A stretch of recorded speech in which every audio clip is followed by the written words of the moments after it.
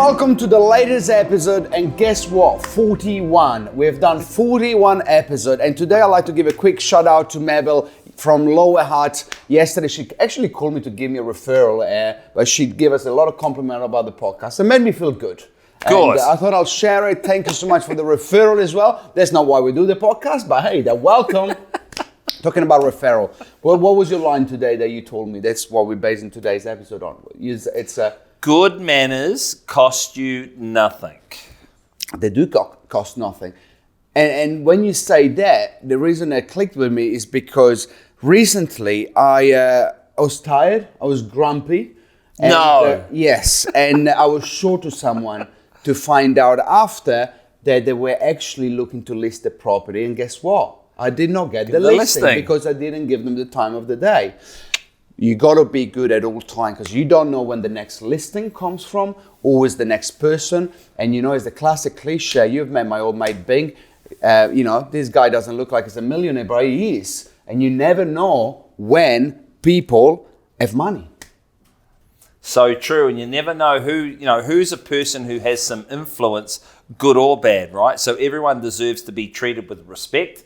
And yes, I was at Toastmasters last night actually, and someone said, there's so much noise out there, so many people talking, but what are the words that actually compel, that mean anything? What are the words that are important to us? And good manners. Good manners. Thank you for caring. Thank you for taking my call. Appreciate you taking the time to consider this option.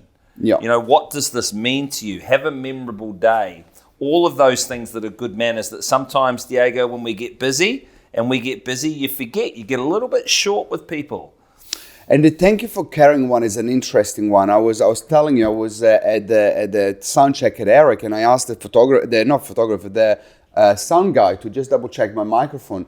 And he said, thank you for caring. No one has ever said that to me. And I was like, that is actually such a small line, but it made me feel good about being there and actually caring, because I didn't want to stuff it up. That was the main thing. But he obviously cared about his job. Yeah. So it just have those words, be really nice. But, you're talking about a lot of noise, right? Tom Penner's always say there's no point using 200 words when you can use 20. Scripts and dialogues, right? And real estate, it's not pre-made, but the conversations are always the same.